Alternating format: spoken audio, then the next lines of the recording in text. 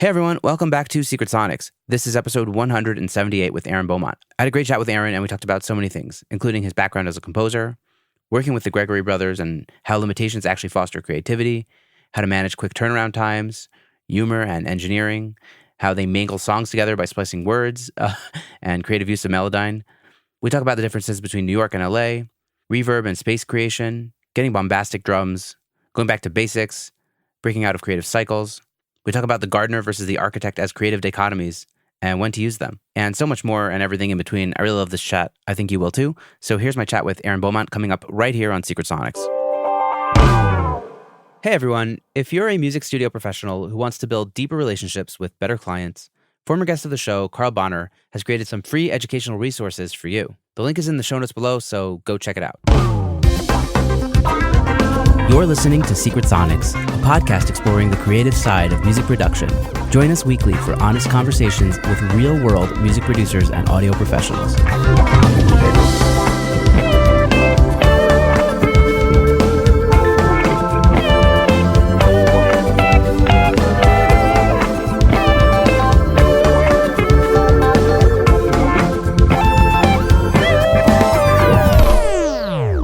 Hello, and welcome back to Secret Sonics. I'm your host, Ben Wallach. My guest today is Aaron Beaumont. Aaron is a Brooklyn-based producer, composer, and mix engineer who creates music for wide-ranging spaces, from the Tribeca Film Festival to Theater 80 in the East Village, to West Hollywood Carnival Main Stage, to KCRW Santa Monica. There's no way I'm going to pronounce this right, to the Sziget Festival in Budapest. That's right, yeah. I've actually been to Budapest. Sziget.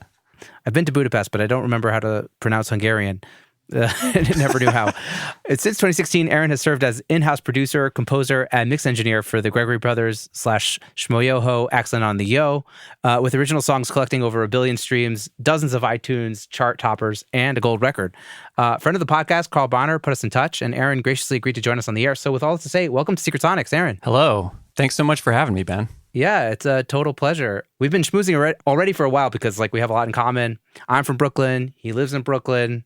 I'm a fan of the Gregory Brothers for a very long time. Anyways, thanks for joining me. I'd love to hear a little bit about your story, how this whole thing got started for you. What's your origin story, so to speak? Yeah, my origin story is, it's a long and winding road, I guess. I started out, my mom was a piano teacher and like a grade school teacher involved in music, fourth grade fine arts. So I grew up listening to her play classical piano, and that's like all I wanted to do through high school. And then in college, started playing in bands and all that stuff. But I didn't start really writing till I took some like jazz piano lessons just to kind of get a little more, fluent harmonically. And that started me writing. So I wrote an album that a little label in LA put out, and I wound up moving to LA, and kind of, my origin story was very much like writer, composer, arranger, occasional keys player on a project if I was working as a writer or whatever.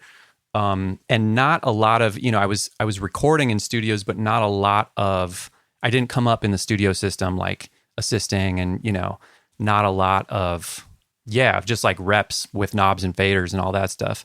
I was around it, but it wasn't until... You're coming from more like a classical jazz background, so to speak. Yeah, definitely more, playing, writing, composing, and lyrics also to some degree, but definitely more writing type background. Cool. So it wasn't till I wrote a musical that went up just in the Fringe Festival here in New York, and my now fiance and I decided to just stay. So I was kind of here without my, my crew of collaborators, people that I wrote and played with, and all the other, I had a band in LA, like 7-piece with horns, and it was just like this throwback soul funk thing that was super fun. Nice. Yeah, so I moved here, and I kind of was just like left to my own devices, literally my laptop, and so I started making music that way. And fast forward two more years or so, and I started working for the Gregorys as their producer. So yeah, it was like during that time just really intensive, learning the tools of the trade, and I guess just really trying to make as much as I could. And then certainly, like starting to work with the Gregorys was just like hitting hyperspace, whatever the Star Wars terminology is, like it was just like hyperspeed. There you go. Warp speed, or whatever it is. Yeah, I don't remember. Warp 9. I think warp speed I'm was Star conflating. Trek. Yeah, guys, I'm not a no. I'm not a I nerd just enough to embarrassed know myself. this. Sorry. We're both embarrassed. It's all Where good. they would like pull out their wands and like say a spell, and then all of a sudden, no, I'm just. Is that Harry Potter? Or something? Yeah. I'm just trying to like throw everything in the pot right now. Just do it. You shall not pass. Sorry. So I, starting to work for them, obviously it's just the pace at which, I think we've averaged probably at least a track a week for 6-7 years or something. It's just like, it was an opportunity to intensively make hundreds of things, very, very quickly. So obviously, those reps. Yeah. Just in terms of chops, and they have a lot of production expertise and editing and obviously like vocal technique and whatever in terms of doing what they do. Right. I thought they did it all themselves. I was surprised they had somebody in-house. They always did. I think they did. And they kind of worked with a few people here and there prior. And then when I started working with them, I think they shifted to focusing more on like the writing, the video production, and they're obviously also involved in producing tracks. The way it works is we're all just at the studio in different rooms, and one of them will throw me a sketch of something he's working on, and then I'll kind of like do a bunch of sound design, and it's just like it's a lot of back and forth and a lot of it's a really moving target until they hit like upload. It's a strange process because, at the last like 5% of the mix, I could get a whole new vocal, or we could like completely rearrange the song, or like add a bridge, or, there's like, wow, that's gotta be stressful. It can be. It's like, it's a little bit of a wild ride. I wouldn't say the temperature is never like anxious in there. It's always like it's fun. I will say it's like right. It always feels fun. It always feels like there's a good perspective on like, okay, what are we here? What are we here for? What are we doing? And I think they put a lot of emphasis on just I think the process of making something is the reward. So if you're not like having fun while you're doing it, why are you doing it? It's like you never know what the outcome of anything is going to be. It's like, and that's certainly been true in my experience with them, where it's like, wow, this is such a banger, and then it might get like a couple 100,000, or just might not be something that people latch onto, and then it's always like the ones that we kick out in a rush, and you're just like with afterthought. Like there's this one, so my birthday is in the end of June, and without fail there's something culturally like viral that happens right in there for some reason. Like the last couple of years, there's always been one thing. And so like, I wind up working for a couple hours on my birthday or around my birthday weekend, just doing something really quick. And multiple times that quick little thing has turned into, like the big one. Yeah, like the Trump ramp song or Chrissy Wake Up, or like all those were on my birthday where I was just like, oh my goodness, I just got to do this real quick. And then like, that's the one that like 10 million people that see pops off. Yeah. So, point being, you never know what will happen with something. It's like, that's not, I think, and truly for me, I think the process, the making of something itself is the end goal. Like that is the, that's what I want to do every day, the rest of my life. So it's like, my life got to enjoy that. The outcomes could not change at all. And I would be like totally, Yeah. I think there's something maybe about working on stuff for YouTube versus, let's say, like a record, or like, I know you do records also, but like, like, oh, this is going to be like set in stone. This is the record. And, maybe it'll get submitted to the Grammys, and like, we're going to get it properly mastered, and all the perfectionism that happens with like a record, and like, versus like, oh, we're just going to pop this on YouTube because it's hilarious and let's just bang it out. I feel like there's like a lot less pressure in some sense to like overdo it. And yet at the same time, you're probably doing so many reps that make you so much better at this, you know what I mean?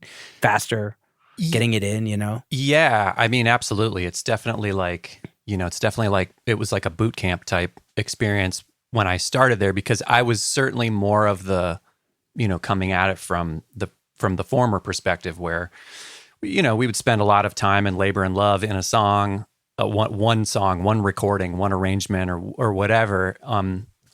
And I think that, I think there's value. It's a balance. I think that it's not that the, like with the Gregorys, they're definitely like very intentional and very meticulous and very like, about getting every little click out and getting every, like doing as much as we can possibly do right up to the finish line of the window that we have, It's a very, just a very intentional, detail-oriented process.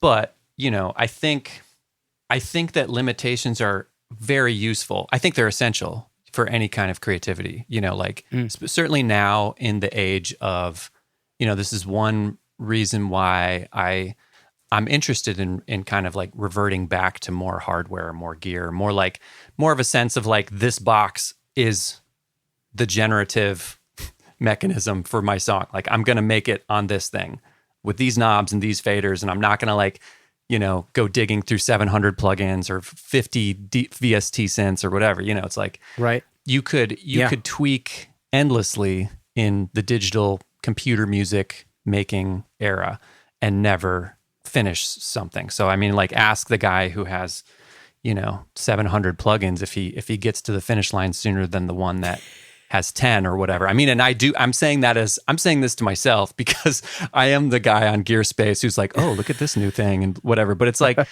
I think I'm certainly coming back to a place of I mean, just not getting lost in the tools, and that the tools are far, far less important than the choices that you're making on whatever tools you have at hand, It's the handyman woman's, toolbox that, it's like, okay, I know I have a hammer. There's a lot of different hammers that could do this job, but, this is my hammer, and I know it very well. And I know how hard I have to hit, or, I mean, that's like maybe not the best analogy, but, know how hard I need to hit this compressor with. Yeah, exactly. I mean, I got that stock 1176 thing, let's just do this, Yeah. I mean, I think there's so much value in, just in that idea of, not only from a mixing and production perspective, but also like a writing standpoint of imposing a structure or imposing some rules on whatever you're working on because I think that the boundaries of something are fruitful, like the fact that I am writing this song on a piano. I'm going to make this on a piano, which is not a guitar, which I can only play with 10 fingers. And with, I'm glad I don't have like 40 fingers to play this piano because that would make the decisions a lot more complicated or whatever, right. I think right. the tools that you use themselves are limitations, but also inherently like opportunities. Like a rule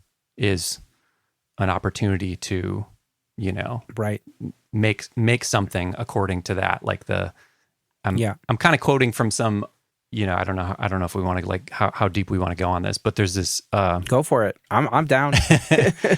there's this lecture that that Brian Eno, it's like a lecture or an essay I remember coming across years ago, something along the lines of like gardening versus architecture in creativity and music making as paradigms for generating new ideas. So like the one approach is a very executive, like top down architectural, like I'm managing and controlling every last little detail, and like, I'm spending 18 hours creating the perfect snare or whatever, like it's one approach, one perspective. Or tweaking the snare till it sounds like it sounds in your head. Yeah. And the other approach is a more kind of like top up, like I'm planting these little seeds. I'm going to like, see what happens. Basically, it's like a more discovery, exploration based approach.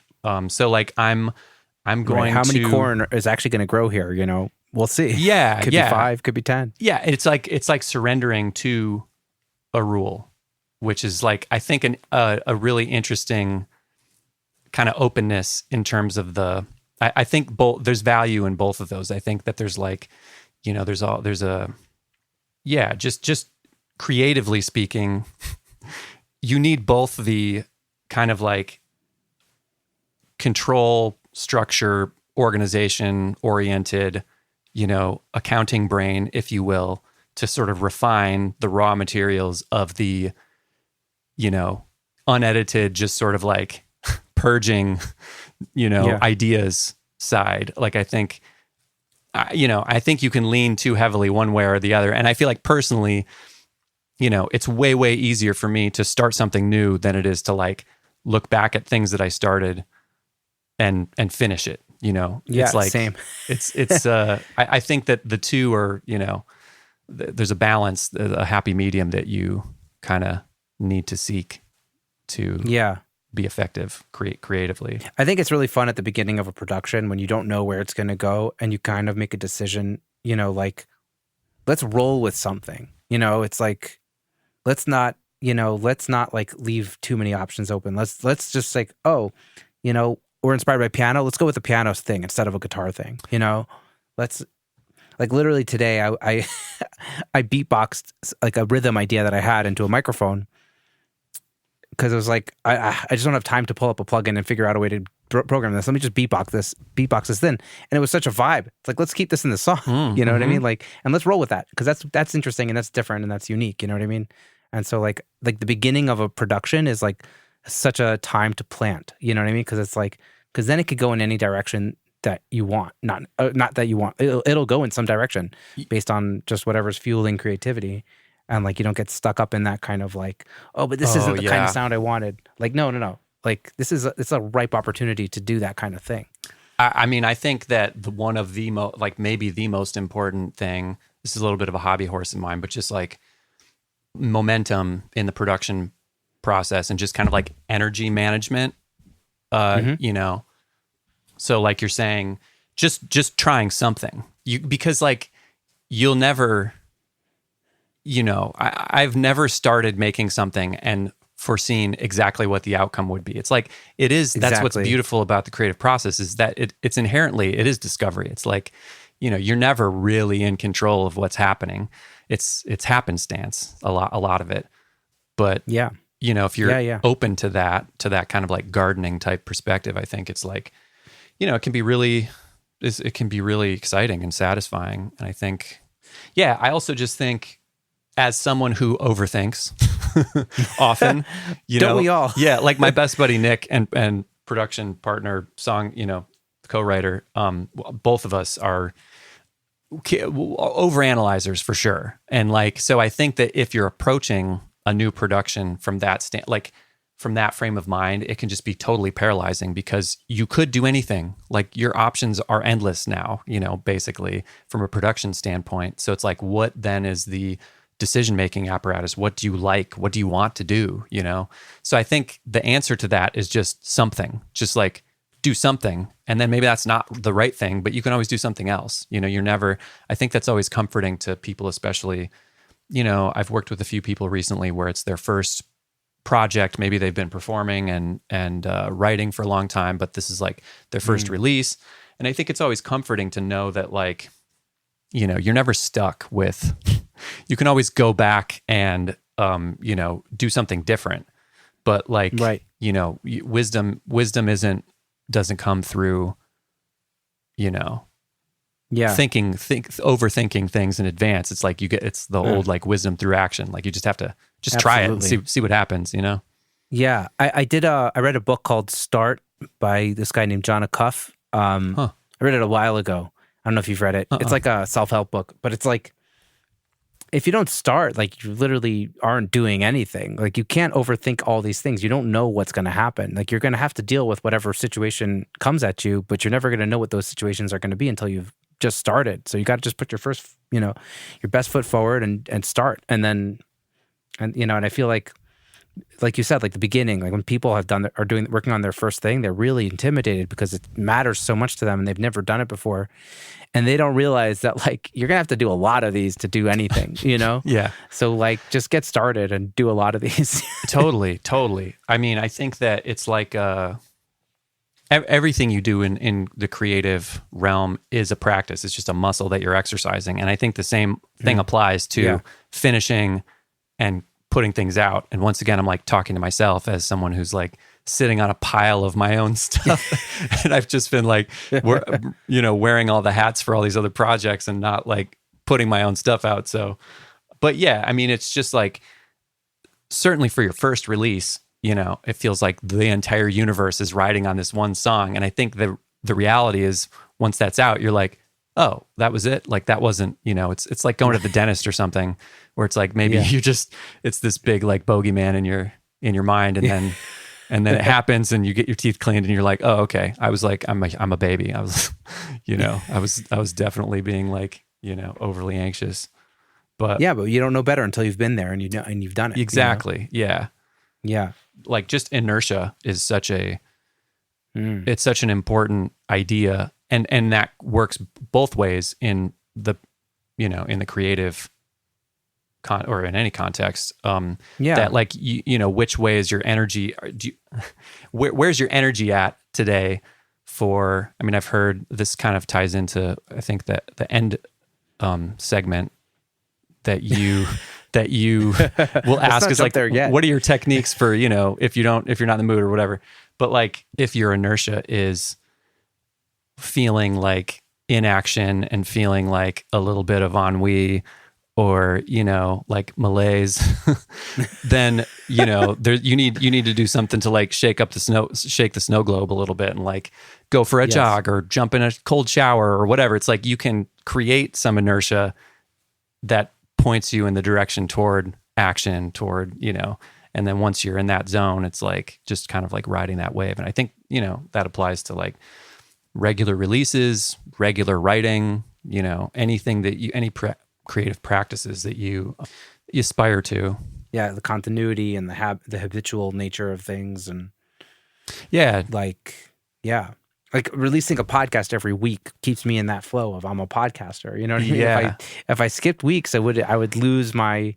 I mean, now I'm like at a stage where I think I'm starting to skip weeks because of just like family life. But like, if I skip weeks, then you lose that kind of like, the ebb and flow of your zone. But like, there's power in coming back to the same thing over and over again and getting into that routine and habit. Yeah. I mean, I think. And once again, I have kind of fallen out of that a little bit in during the pandemic to some degree, where I previously was kind of, really regimented and getting up and like making some new thing every day. And, had this like set of practices that I have sort of fallen by the wayside to some degree. The morning routine. Yeah, exactly. And obsessing over it and constantly like tweaking it and whatever. And I think that there's some value definitely in just like, getting as many swings of the bat as you can. Obviously you don't want to like burn out. I think balance is always important, but and being kind of like knowing when to be easy on yourself. But yeah, there again, that's just like energy management. Like energy management and attention management, I think those are like my mantras for the last like year or two, is just like knowing what your internal state is and like how to optimize. Like maybe, today isn't a day to write that lyric that I've been like, that's been looming over me. Like maybe today is a day to just like tune some vocals or to like, whatever. Right. Wait, was it energy and attention management? Yeah. Or like, how do you manage your attention? I mean, well, recently I don't, but I mean, I think I'm on Instagram, TikTok all day, every day. Well, yeah. I'm not, but like, I think I remember reading on the like self-help tip, a couple of years ago, I was like, I read a bunch of those, I don't even remember the titles now, but Deep Work was one that kind of stuck with me. I don't know if you ever came across that. I have it there, but I haven't read it yet. Yeah. It's on my bookshelf. I haven't read it yet.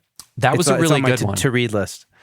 Yeah. And I think that is that Cal Newport? Is that the author? Yeah. I think his whole approach, and that's the only thing that I've read of his, but I've heard him on a couple other podcasts. And I think that like, right, there's a lot of value now in the idea of just proactively trying to like, manage your attention in an era in which that has been made by default kind of like more and more difficult, so difficult. So making, one of the ideas in that book that I enjoyed was just like the idea that a state of distraction is like an exception to the norm. So like, sure, you can give yourself time to scroll or do something aimless on like Instagram or YouTube or just kind of like scroll and click away. But like make that like, okay, this is my half an hour of just like, do whatever I want on my phone time, and then coming back. So there's still like some sense of, that's it's like structured, built into unfocused your, time. you're like calendaring it or something. Yeah. To some degree. I have thought about that. Like there's like that 30 minutes after the kids go to bed, like maybe just like zone out for like 30 minutes and then like come back in, or maybe like at the beginning of my day or something. Although maybe that's not a good idea at the beginning. Well, yeah. I mean, it's tough because like if I've been the last like month or two trying to, I fell into this habit where I was like starting my day with scrolling, reading the news, checking my Instagram, checking my email, like first thing, before I even got out of bed. And I feel like that does not, that kind of like dumps this layer of passivity or like reactiveness or something over the rest of my day where I'm not I'm not being as like proactive or aggressive, or I don't know. It's just like a different energy level that it colors the day with for me. So I've been trying to not do that. Not like, I've been like starting with, exercise and, cold showers. Actually, I've been on that. Yeah. I've been on that train. I just spoke with Matt Boudreau, from Working Class Audio. This episode actually came out today. Okay. I love Working Class Audio. It's like the OG podcast for me. And Matt was saying he's been taking like the last 30 seconds of his shower. He just like switches the faucet all the way to cold, and he just wakes him up better than coffee. Oh, you know? Yeah. Maybe I should try that. I mean, quite honestly, so I've done it almost every day. I was sick for like a day, a month or so ago. I was sick for a couple days. My like preface to this is I know that's been like all the rage, like everyone's talking about cold plunges and whatever. But my dad, when I was growing up, always did that, always did cold showers. And come to find out, like from my uncle, my grandpa also did that for whatever reason, would. It's a family tradition. I remember hearing when I was little, like we always knew when dad was switching on the cold water because he would start like, making all, So, so I mean, I guess I come by it honestly, but I've only ever dabbled with it until the last it's been over 2 months now where I've done it literally every single day. Wow. And it's a dramatic difference. I mean, it is just in terms of like your overall, it affects you like chemically, like your adrenaline and cortisol and dopamine and all those things. It kind of like Matt says that you're like 30% like less likely to get sick or something if you do that every day or something. I mean, I don't know. Yeah, according to some science. Sure. Thing. Yeah. I mean, I'm all about. I love not to start like gassing up other podcasts, but Huberman Lab has been one that I've been. I've heard of it, but I haven't listened to it. It's a good one. He talks about all this stuff too, like cold exposure and getting low angle sunlight like at like first thing in the morning like and sunrise sunset thing. Yeah, totally. There is something about being outdoors at that time for sure. There's no doubt about it. Hey everyone, if you've made it this far into the episode, then you're probably a fan of podcasts that help your personal development in the music industry. Former guest of the show and fellow podcaster Travis Ferentz hosts Progressions, a show about finding success in the music business.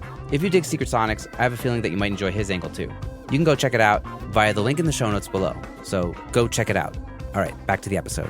Yeah, well, and to like bring it back to creative practices, I'm kind of trying to put the horse back in front of the cart, I think, just like physically speaking, where I'm like trying to start with those, like, start by kind of like getting my perspective, my mind, my body in a good place to then, do whatever I need to do creatively that day, which, I mean, it's been great. Like I've found myself like, this last weekend, for instance, all of a sudden I was like, recording right through the weekend on like just a bunch of old songs that they've just been kind of like monkeys on my back, like, that have been laying around. And I'm always like, oh yeah, I should like, I got to put that out sometime. And, it's been 10 years or something and I have never touched them. And all of a sudden I'm like, getting some momentum in those other areas. So yeah, I don't know. I think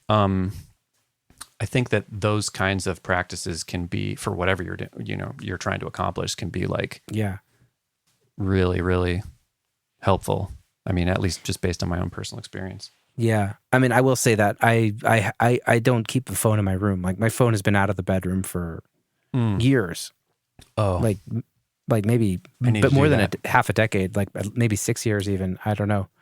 And like sure, I check my phone sometimes first thing in the morning, but not usually actually because I have a 4-year-old who and a 6-month-old who demand my attention a lot more than my phone does.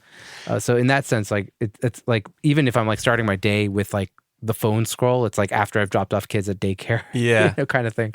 I, Like I now I'm mean, like taking a second, I've heard this from people. I don't have children myself, but like Nick and I have a lot of friends with kids, and they all kind of say the same thing. Like, I don't know how I ever got anything done before I had kids. It's like it just puts such a premium on your time, I think. Yeah. When you have that, ultimate sort of like organizing force. Yeah, it's it's exactly it, because you just like the time just becomes so much more precious all of a sudden, because like every single minute counts. Like for life stuff also, sure, but also for like work stuff. It's like I have like 3 hours. Let's do this, Yeah. And so that really puts a fire under your ass. There's no like that like leisurely hop in, get into the studio, hang out. Oh, let's listen to some stuff. Like that doesn't happen anymore. It's like, oh, it's go time. Let's go. Yeah. Which is good and bad. It's because Totally. it's nice sometimes to chill in the studio and listen to music and remember what it's about. But it's also like, okay, let's just go. I mean, I think having that energy behind what you're doing is like,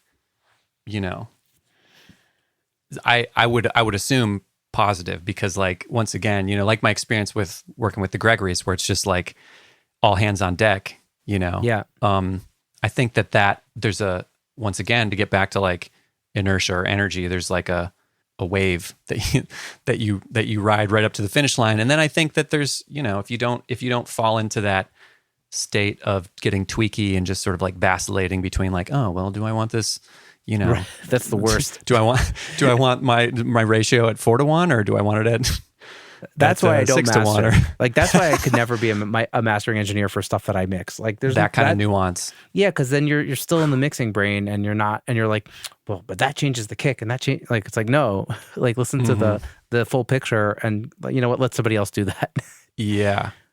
That's that mode of like, this compressor is doing something good, but it's also doing something bad. Like no, like stay away from that.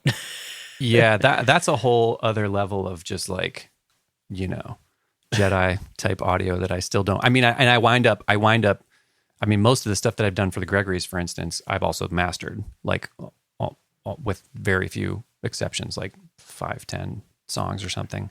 We'll send to our mutual buddy Dan Millis, who's amazing as a mastering engineer. Shout out Dan. I think he might have just. Well, I don't want to say that. He was at the Grammys last night.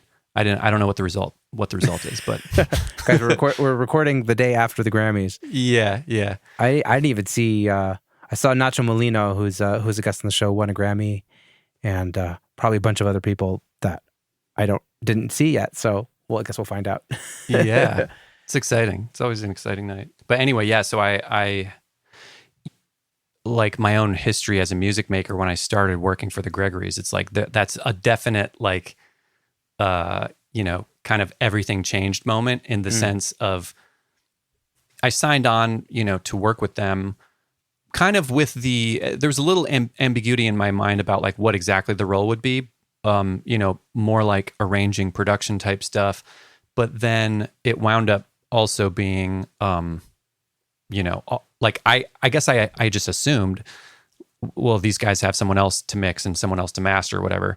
But more often than not, that's just not the case because of time constraints. Like something's happening, a video goes up that day or tomorrow or whatever, or like right. During the elections, we're staying up watching the debates and then staying up all night and making a song from like the vocals. Everyone's in Melodyne, everyone's tuning, throwing phrases back and forth. It's like, yeah, it's wild. But oh my God, that Hairy Legs video is so good. I like that one. That's a in-house favorite, I think, as well. Yeah, it's so good. It's a fun one. I love when they like get up and they like green screen like like Biden's face over like them dancing or whatever. That stuff just always cracks me up. It's so stupid and silly, but it works. Anyways, Totally. as you were, I'm sorry I cut you off. Oh no, I mean I think that's one of the things that I've always enjoyed about working there. Like I mean, I've been there, what is it, 7 years, almost 7 years to the day. I think it was February 4. Anyway, yeah, like you would think that I mean, I'm getting like the 7-year itch to do more work with them. Like it's always been enjoyable. Like it's always, they're whatever, in any job, there's stuff that you don't want to do or don't feel like doing, or it's stressful or whatever. But just the overall environment is so like childlike, fun, just very kind of unflappable, like never, I don't know. It's just like positive. It's kind of like what I would say it's like what you see projected from their page. It's just like super so cool, good dudes, so positive. So like, I mean, I love those guys. So that's so fun. I'm on board as long as they want to keep sending me tracks to work on. But yeah, like also I just feel, indebted in the sense of having been able to get so much practice and so many reps in. All of a sudden I'm finding myself, like I had obviously mixed and done a little mastering, before I started working with them. But like all of a sudden I'm like, mixing, finishing mixes, multiple. Just even that first year, they were doing another series on their second page called Happy Sad Songs, where we were doing doing like our major to minor, where we were doing like taking a song and then flipping flipping it from major to minor thing. Yeah, and we did definitely one of those a week, plus whatever they were doing for, I mean, the first year it might have been like 100 something releases, plus all the other stuff that they do for, I mean, what you see on their pages is, 50, 75% maybe of what they're actually doing, because there's always collabs with other YouTubers or with brands or whatever, so yeah. Wow. So there's a lot of other. You work also on their regular artist stuff. Like I know like Sarah has her own stuff, and you're working on some of that stuff as well.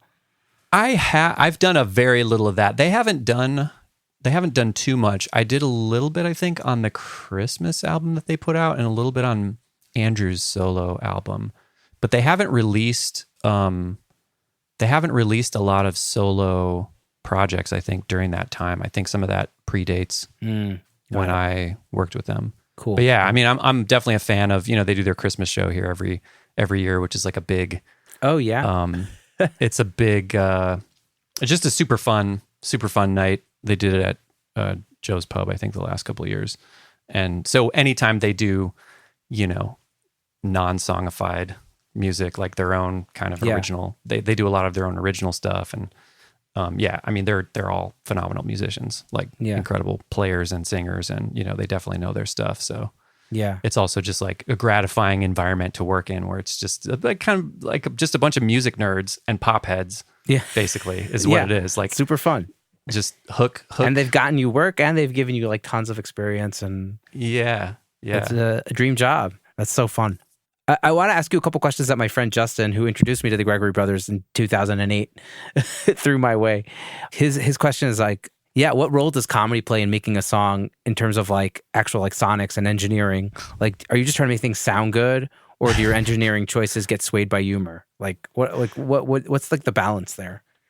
Yeah, that's a great question, actually. I mean, there are certainly ways in which the sound selection can kind of enhance the humor, whether it's, I mean, just choosing, I'm trying to think of a specific example right now, but even the genre, like thinking of some of the like happy sad songs that we did, where we did, just juxtaposing, I remember we did Mad World, the Tears for Fears song, but in the style of Vanessa Carlton's 1,000 Miles or whatever.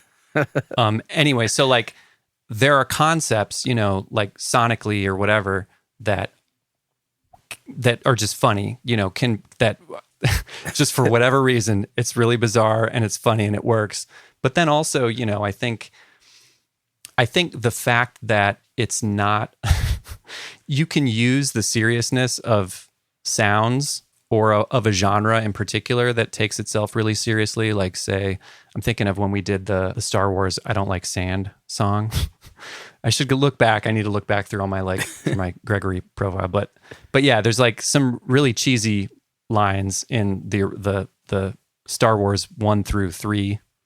The newer, like the 2000 era Star Wars. Yeah. And so we made like a ballad sort of like banger, kind of like Toronto influenced, like in the style of The Weeknd or whatever. Okay. That's like very serious, like smoldering, dark kind of trap sounds, but like Hayden Christensen singing about how he doesn't like sand, which is not, it's like if anything, it'll be an intuitive thing where it's just like, oh, well, this could be, or trial and error. But often it's not like something that you can put your finger on. It's like, oh, well, it's kind of like this, like his attitude, I guess if I'm thinking about it now, like with the Joe Biden stuff, there's something kind of like disco about Joe Biden where he's got the shades and he's just kind of like they finger songify gun, him like, so well. It's so great. Yeah. And so like we've done a bunch of tracks that are kind of like that disco sort of vibe, because it's like, there's something inherent in I mean, I've never really tried to talk through it before, but there's something in the essence of whatever you're dealing with that might imply a genre or a particular sound or something that is just, it's just a funny fit, like juxtaposition for whatever reason. Right. We don't often spend a lot of time talking about like those generic kind of choices. Like usually if I get, say I get a sketch from them, often it's just Michael or Evan.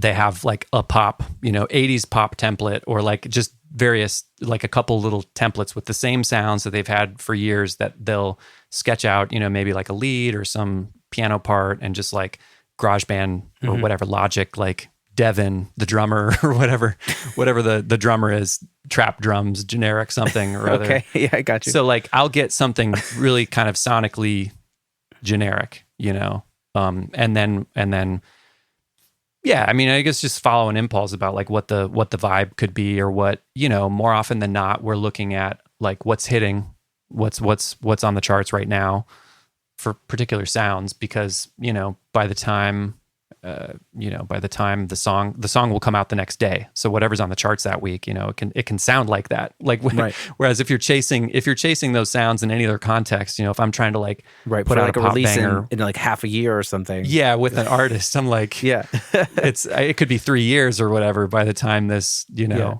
comes out. Like 2000, 2017, like super lo-fi type beat, right, comes out. So in the middle of a I think pandemic, and then it's like, what? Yeah, that's also a unique kind of like limitation, or generative mechanism or whatever, is like, well, we can literally just make something that sounds like some amalgamation of these 3 or 4 tracks on that are hitting right now, where it's never like, oh, well, we want that, like we want this to sound like this particular track, but where we have this kind of like cloud of sonic references, reference points.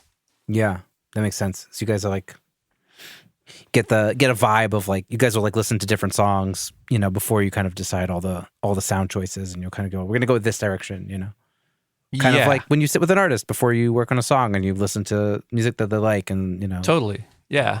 Usually I'll see what's on the charts and like send them some stuff and be like, oh, this is a good, I kind of dig this vibe, or like I feel like things are sort of like going in this direction, like maybe we can do something like this or whatever, Yeah. Amazing. Do you ever have to keep things in check? Are you like ever like the the referee? It's like, okay, guys, it's been fun, but let's talk. What are we doing here? Like, what's our next move, or is everybody kind of like on the same page and just like working towards a goal? Yeah, I mean, it's pretty. It's pretty like synergistic, I think, generally. I can't remember a time when, I mean, usually I'll have as many mixed notes or as many whatever as they will. We'll just kind of like, say we're finishing a version of something, listen through and be like, oh, I think these things should change or whatever. Like, I can't really remember a time when, we really differed in terms of like, oh no, this should definitely be that, and we went a different direction or whatever. Like, sometimes that will happen where, maybe like there are some eye rolls if we're, from me, I'm not going to put that on them, but like if we're dealing with a, commercial client or something like that, where we'll make something and then, we'll go through 5 different versions, very different versions of something, and then maybe come back to the very first thing that we made because, it's when you're taking all those other factors into account, considerations, like I don't know what, on the end user has for their criteria or whatever. I think often it turns into a too many cooks type situation or don't really know what they want kind of situation. But so occasionally maybe there'll be a little friction like from external sources or whatever. But like I don't remember. I think usually we're all aware of like this is going to come out at 4 p.m. today. So right. So like there's not a lot of time to really fuss over things, which quite honestly has been a really liberating approach to music making, and obviously not one that I can apply 100% to the other 50% of the work that I do that isn't Gregory Brothers related or whatever, but just the idea of like which things are worth being precious about. Like there are things that we will really try to get right, and then there are other things, it's like that don't need to be perfect or don't need to be, or like the finessey type moves that you're going to make, you'll hear on your monitors, but no one's going to hear that on their cell phone. Like that 1 dB, piano, automation move in the second chorus, Yeah. So, I mean, if anything, sometimes they'll try to rein me in on that front. Right. Like, where I'm trying to like get really detailed and layered and, like maybe do a little more heavy-handed production than is necessary, Right, because that's your hat, that's your wheelhouse. Right. But ultimately, I think they're like proof that the song is king and queen and the whole chord. It's like they could make a song, that would work. Yeah, that would be tough to ruin with bad production because it's just like bulletproof. Like the melody and the lyric, even if it's like silly, like it's kind of, I think it's just kind of like some savant, level pop hook writing happening. Yeah. There. Cause like, I just, Do you ever get involved in like the actual auto tuning process or is that like do they still handle that? I did quite a bit of that earlier on where, maybe I would do a verse or occasionally there are a couple whole like hooks or a few videos that I, sort of drove the ship more when we were really when we had multiple things going the same week or whatever. It was like, okay, I'm doing this one and they're doing kind of like the bigger ticket items or whatever. Yeah. I mean, that's been less and less certainly during the election, everybody winds up tuning and writing and, putting together verses and stuff. But yeah, definitely the last like couple of years, I would say it's generally, I think Michael, does the lion's share of like the auto tuning, the actual tuning. They'll get together and write everything together, and then Michael and Evan will tune, and then we'll all edit stacks of BGVs. I mean, that's part of the magic of how they get it to work because ultimately what they're doing is taking a vocal like the two of us talking and turning it into changing it from spoken to sung. Yeah. Which like, I mean, you would know this, but I think the average listener would not understand how labor intensive that is. I'm sure it's and super labor intensive. And they also have like these like lyrics where they like the rhythm doesn't really make sense, but somehow they fit it into the song, like because of the way the person is speaking. Like even in the Korn song, there's like a lyric that doesn't really rhythmically make sense, but somehow it works. You know what I mean? Right. Like how do they do that? Well, I mean, I think that's another, just to get back to the idea of like limitations, I think that limiting yourself to whatever, speaking as someone who I have written a lot of lyrics in the past and, like some of the, I mean, just I've done a lot of songwriting and like theater and things like that. Like staring at a blank page is like, it's intimidating. Like to start to like, okay, what do we want to say about life today? Yeah. About love or about, it's like, you kind of need something to limit the palette. So like the fodder, so to speak. Yeah. Yeah. So like for them, the fact that I think it's kind of ingenious, they're using what people say as lyrics. It's like you don't have to, that to me, that's the most laborious part of songwriting is getting a lyric right. Yeah. So I mean, if you're limiting something to like, okay, well, what did this newscaster say about this story?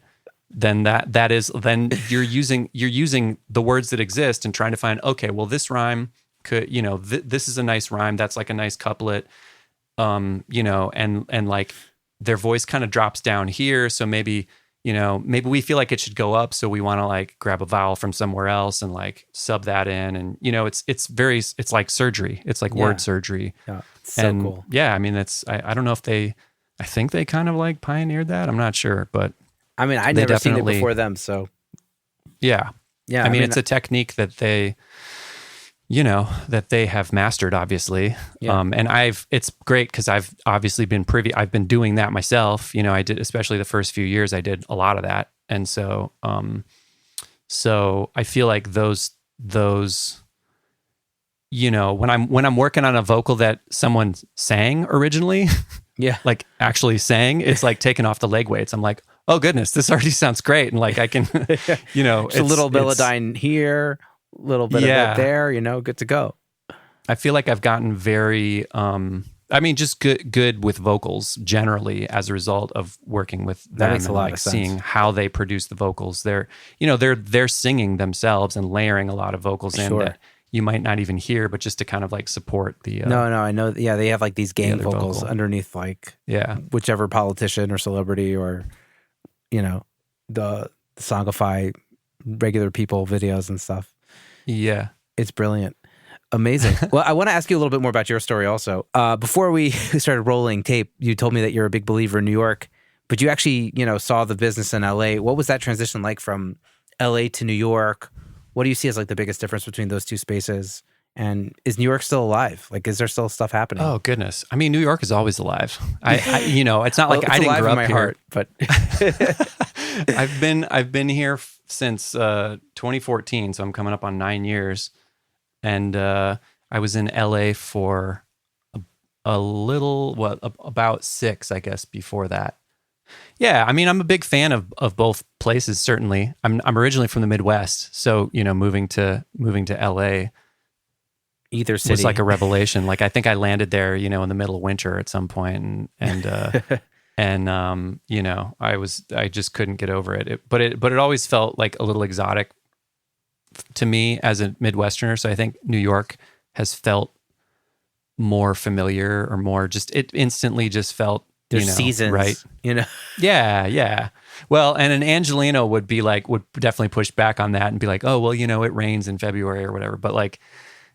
I mean, so there are seasons there, but I think just the, maybe it's just like this like masochistic Midwestern thing in me, but I actually think that there's value in how uncomfortable New York can be. Yeah. Like I think that there's something to be said for, it's just kind of like no bullshit. Like they're just, you can't coast here. You gotta be, I actually literally remember an MTA employee at some point when I was having problems with a ticket machine, like my first week in town or something, saying something like, you got to be in it to win it. Like, and he just said that a couple of times and like, it stuck with me. I'm like, oh, there's like an energy that you have, that there's like a certain. Totally. I mean, it's aggressive in a way, but I think it's more like intention. I think that like, like you're not, everyone who's in New York, you're here on purpose. You're not here just because, whatever, like I could be anywhere, but I guess I'm here. Yeah. It's like everyone seems like they're on a path or they're doing something or, I don't know. I think that has always really appealed to me. And then, yeah, just creatively, I feel like, there is, and to be fair, I wasn't super tapped in if there was this kind of, scene happening in LA, but just more of an appetite for just like, let's just try something and who cares what happens to it afterward. It's like, it's not necessarily like, we're not going to try to sell this thing or we're not going to, it's, I don't know if it's like a commercial versus like art type mentality. Mm-hmm. I don't think it's that simple, but I Yeah. think I do think there's like an openness to, you know, exploring I mean just exploring like ideas here that I find exciting, where it's like, you know, we'll have an idea for a program for this. I'm on the board for this like new music chamber kind of like neo like avant-garde classical series in town. And you know, if we have like I was at a friend's show a couple weeks ago, and you know, I love the performance, and like turns out that person is a friend of a couple of other friends of mine. And, you know, so we have an idea for this program, and then, you know, the programs that we've booked have often come about like that, where it's just like, oh, well, you know, what's the craziest combination of things we can come up with? And then everybody gets excited and gets on board, and it winds up happening. And then, you know, it's been some of the most like gratifying musically experiences. We just did a program with another artist that I love in November, where we orchestrated a song cycle of his, a kind of like concept album. Aki Burmese is his name. Shout out Aki. Incredible artist and writer. And yeah, I mean, that just came from like a little seed of an idea. And then next thing you know, there's a 12-person chamber, you know, reeds and brass and strings and all this. And like, they're playing arrangements that you made. And yeah, I don't know. It's like, I feel like there's less of a distance maybe between like idea and execution. Maybe. I don't know. I mean, even if there's no like commercial value or whatever, so to speak. I got you. Here. Yeah. I don't know. But I also don't want to put that on.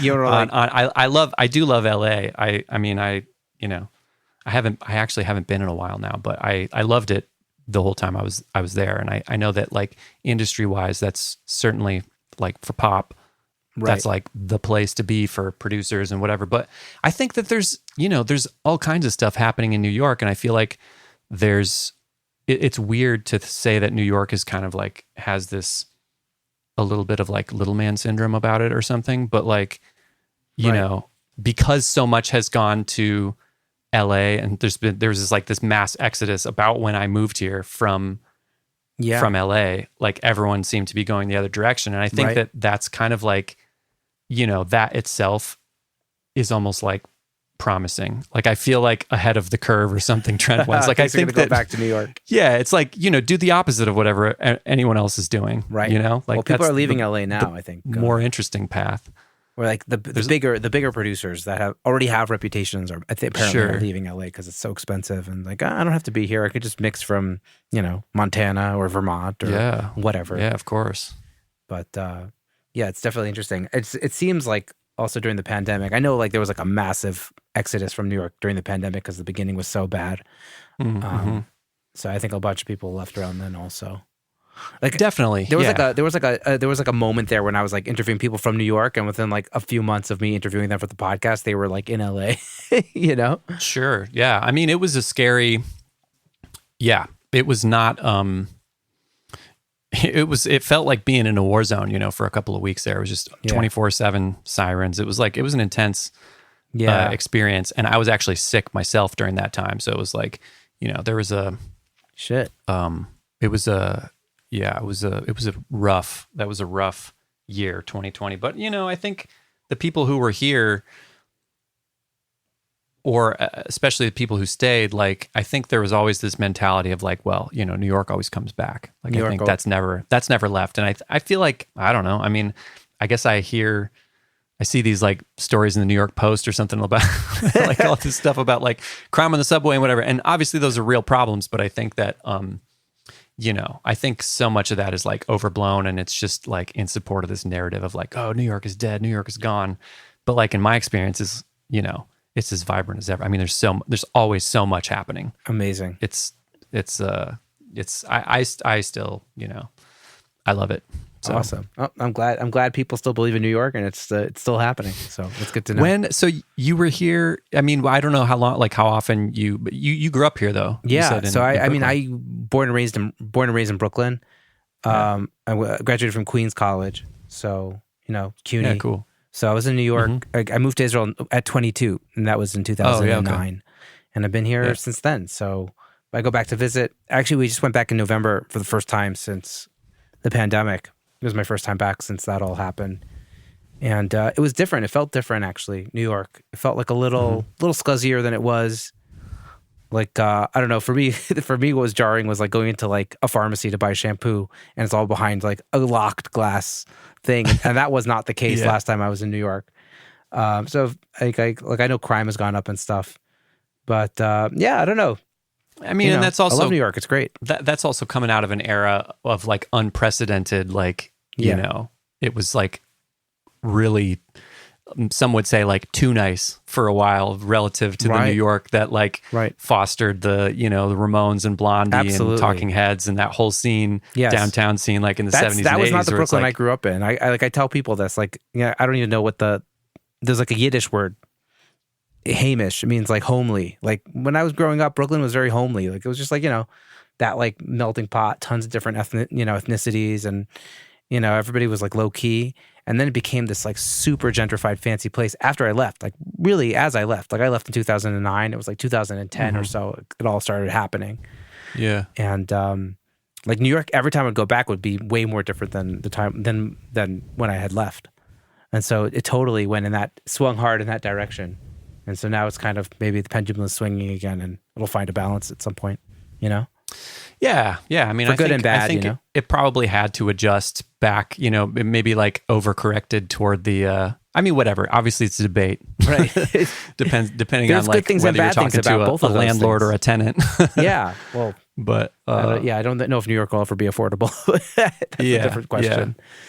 But like creatively and artistically speaking, I mean, I think it's as exciting as ever, if not maybe even more so, because I think there was like a little bit of a, you know, culling or something during the pandemic, and it's kind of like the people that are still standing. It's like the spoils. It's just there's so much happening. You know, that's amazing. It's an exciting. I think it's an exciting. No, I feel that way here also. Time. Like, I think those who somehow survived the pandemic are like able to just. There's so much work happening. There's so many people. Everyone wants to make music now. The pandemic did like this massive collective trauma, and now everybody wants to sing about it. So you know, we are here to facilitate that and help, and thankfully we're still here. Right Ugh. I mean, that's a real thing, you Absolutely. know. I think it definitely, like, you know, brought into or put a different focus on, you know, like just going back to perspective management. Like I think on what I mean, what you spend your hours on, your life on earth doing, and what you you know, you just lent a little bit of I mean, I guess perspective to what, you know, what's worth giving your time and attention to, and I mean, and also obviously it's really I mean, I've always been super grateful to work in as a writer, as a music maker, as a maker generally, because I feel like it is you know, it is like therapy. Like it's always, even if I'm going to the Gregory studio to work on some silly song or whatever, I don't like sand. It's like you always have the opportunity to express something, to process something, to, you know, whatever it is you're making, it's like restorative in a way. I mean, I've kind of, maybe especially I've just been fortunate, people, you know? Yeah. It's always like, sure. I mean, during, you know, all the stuff that's happened the last like 5 years, just to be in a room with like a couple other people, and you're just trying to figure out what to say about it and how to, you know, express something. Like, I think that's why, you know, that's why music exists, is because you can't, you know, it's like where you run out of language, kind of, right. You make music. So that's why I think, that's why I like, that's why I don't focus on the lyrics as much as the aesthetic, because like, I feel like what I love about music is how, and this is also kind of why I'm not so into, you know, songwriters that tell stories, because it's like, it's way too specific or on the nose. Like I want something that conveys an emotion that I could also get behind, even if I didn't experience it the same way the artist did. You know what I mean? Like, whatever that emotion is that they're conveying, like I feel it and I'm interpreting it for myself. You know what I mean? Yeah, I mean, lyrics are, it's just the hardest part of the equation for me. And I say that as someone who has enjoyed writing lyrics, and I think I've written some good lyrics, but, it's always like a painful birth kind of. And I think that words with music, it's best case scenario outcome is it enhances what it amplifies what is happening in the music emotionally. More often than not, I think it just doesn't get in the way.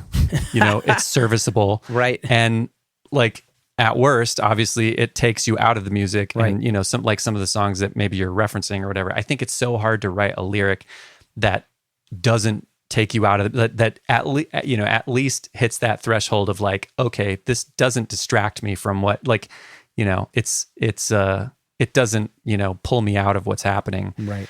And, obviously the apex, the pinnacle of songwriting is writing a lyric that just so perfectly, enhances what's happening. It's like accurate. It's accuracy in a way, emotionally, or who's your in terms favorite of the communication. Who's your favorite songwriter? Oh man, that's tough. I grew up listening to my parents' music for the most part. So all the 60s, 70s, like, Beatles, Beach Boys, Motown. I mean, I love all that. But also, weirdly, like the only people in my family that ever bought movies for whatever reason were my mom and my sister. So I also listened to or like watched all those old, Rodgers and Hammerstein and like old music, like musical theater, Cole Porter and Johnny Mercer and Frank Lesser, all those like just iconic, Songcraft, Sondheim, people like that, where, it's really like craft. It's really, there's a lot of craft that goes into it. It leans maybe more heavily on the workmanship and less on the like mystery of it. Like I do love a Radiohead, or I love, That's mine. Yeah. I love the kind of more like mysterious, mystical end of the spectrum too, where it's like, those words don't really make sense together, but like it weirdly kind of makes sense with the music. So, right. Like I do find arbitrary pleasure in just the aesthetics of like language, right. And how something can land. But yeah, I one of the undergrad degrees I got was literature. So I do love, I love the poetic, even though that's, that's not like a lyric. A poem does not make a good lyric, but, right. But I do love like word craft, Sick. I don't know. What about you? Are you like do you write? I have written, yeah. Obviously you produce and mix. It's been a very long time. I'm like, right now I'm fully focused on helping other people with their music. So yeah, I'm like not at all in my own, but I did an album like 9 years ago of like original songs. I think some of the songs actually stand up. Some of them are good. The productions, I would obviously redo all of them. But I think some of the songs are actually really good. I love Radiohead. I love like Sufjan Stevens. I love the Beatles, Motown, same as you. Radiohead. I probably already said Radiohead. I don't know. It's like a big mush. Neil Young, James Taylor, like those classic for me too. Those classic like singer songwriters, like like after the Gold Rush, or like like that stuff hits home. Like, but only love can break your heart. Like that kind of lyric. Yeah, it's so good. Like that's my shit. Yeah. Yeah. No, me too. I mean, at heart, I think I'm a pop head, generally. So, and that's pop from like, Chopin to Rachmaninoff to Cole Porter. Like that's all pop to me. It's like melodic, stays with you. These like themes that express something universal. I think that's like, that's kind of the sweet spot where I land. There's a Sondheim quote that I always come back to as sort of like, it's like a little bit of a guiding light, whether it's production or whatever creatively, that like something and I'm going to butcher the quote, but it's something to the effect of like great art or great writing is simultaneously inevitable and surprising. So it's like, you don't want to arbitrarily throw people, for a loop and like defy expectations in the kind of like wrong way. It's like, you're always kind of doing this dance of expectations with the listener. But so I think there has to be a sense of inevitability. It's satisfying when you hit that like third chorus or whatever, and the listener knows what's coming, but if there's a way to make it fresh or do something unexpected, do something surprising in a pleasurable way, that's kind of like, that's the sweet spot, whether it's, lyrically playing with a rhyme structure or like a clever modulation or something. Yeah. Yeah. Something that's just like a real yes moment. I think, songs are just like a recording is just a series of moments. It's like the pop perspective, everything's a hook. So, you're really guiding your listener on a journey through time, with the energy of the song, to energy management. We go back full circle. It's energy management. It's like you can't start the song off on a 13 out of 10. You got to I literally had to tell that to somebody this week. It's like, shouldn't the strings come in from the beginning? I'm like, no. Yeah. It's all right. That's all life. I don't know. I feel like I can come back to energy and attention management. That's everything. That's my takeaway. Yeah. Right. And attention could be, a hook. Like when do you put in a hook, or when do you drop a line or a counter melody or whatever, that kind of thing. Yeah. And also just, to like put it in a mixing framework, like what is worth paying attention? Like what is the listener going to be paying attention to? Like what are the, you can do all this like super nuanced, like 7 layers of keys and strings and whatever. And that's always my temptation is like, I'm just kitchen sink. I want all the layers, all the parts, all the... You're a maximalist. I am. Like Jacob I am. Collier vibe. I always have to like try to, rein that in a little bit because, at the end of the day, if you're adding 4 new elements every 8 bars or whatever, it's like your listener can't keep, we need the story. We need a cast of sonic characters happening. Right. Like I don't want a new character coming in, like a new group of characters coming in every scene, Totally. Like who are these people? I thought I was dealing with just like an 808 and a kick and a snare. And then all of a sudden there's like, 7 synths and strings and reeds here comes the accordion, like what? Yeah. And sometimes that can be like a fun surprise or whatever. Like you can use that as a mechanism, but right. Yeah, I think people should be familiar. I think attention, that's like when I'm working on a mix, for instance, and I catch myself getting really tweaky, like soloing something and I'm whatever, then I know it's time to, freshen the perspective and just like go take a walk or whatever, like go change my perspective. Cool. Because like I'm sure we've all had those times when we're like, laboring over a mix for 16 straight hours and like go to bed at 3 and you're just like thinking, oh, I nailed it. And then you get up the next day and it's like anyone's guess whether or not you nailed it. Like, you never know what you're going to pull up in a session. So yeah, but we've been there. Yeah, totally. Time is the ultimate objectifier for me. Let's get into mixing a little bit. Let's get a little technical. I was listening to. I didn't manage to get to everything you sent me because you sent me a lot of stuff.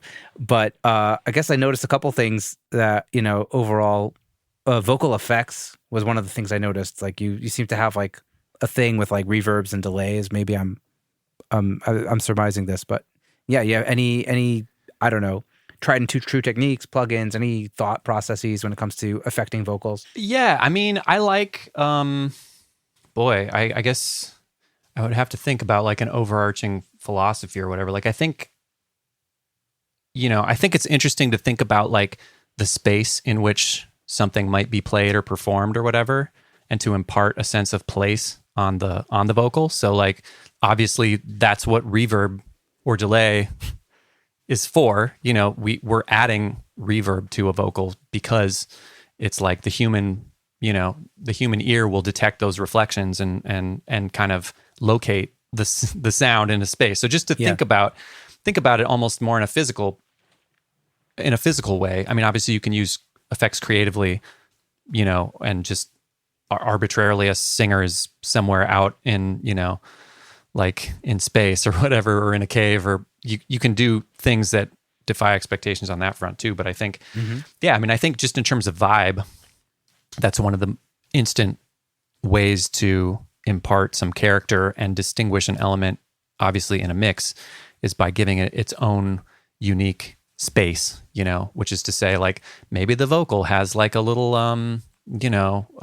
little, like it's in an isolation booth emulation or something like that. And, you know, we want the drums to feel like they're in a cavern, or we want, you know, like just to kind of think through like what the relationship between the elements are from a spatial standpoint, like how you want them to relate, both in terms of like, okay, is this like a band in a room, or, just kind of using that tension between like, okay, well, we can make this a real physical, like as if all these people are in a room together, or like, you know, we can kind of play with, you know, depth and like put this element behind here and this element. It's like, you know, you don't have to default to like realism or whatever, but just fun way. Like, you know, it's a creative, it's one creative thing that you can do to distinguish a sound source like very easily.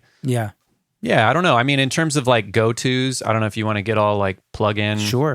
Yeah, a little bit. Chatty. Not too much, but a little bit. Yeah. I mean, once again, I'm like trying to have fewer tools these days because I've just been like on a tear the last like 10 years of, you know, whatever the latest and greatest. Dude, I just reinstalled so. all my plugins on this like Mac Studio. You don't want to know how long it took me. Oh no, I remember when I did that on my laptop. It was like it's a multi-day. Yeah, it was like a better part of a week and like a couple, you know, a few 2-hour sessions basically to like download and then install. It's crazy, dude. Yeah, and it was like Logic was like, okay, testing like 380 like audio unit plugins. Yeah. You know. Oh yeah, well, 380 is pretty respectable. I think that's not like that's not too crazy. It's not. That's a good number. It's probably closer to 400 when I do like afterwards. This is what I missed. Yeah, right. You got the mono and the stereo versions of everything. And, right. You know, that's true. Yeah, I guess my list isn't that insane. But I mean, yeah, I've been going back through and just trying to like whatever, like give myself fewer options to some degree. Where I have a folder now of like decommissioned plugins where I'm just like. You know, it's like the Marie Kondo thing. Like this plugin hasn't sparked joy for the last like 2-3 years. So it's going in the bin for a while. And then if I think of it, you know, if I remember that I have that, I mean, every once in a while, it's good to like go through and just kind of remind yourself like what tools you do have at your disposal. But yeah, like, I don't know, for reverbs, whatever, it's going to be the usual suspects. Like Baby Audio Crystalline is that's a nice one that I've been using recently. Obviously the Valhalla, everybody mentions the Valhalla.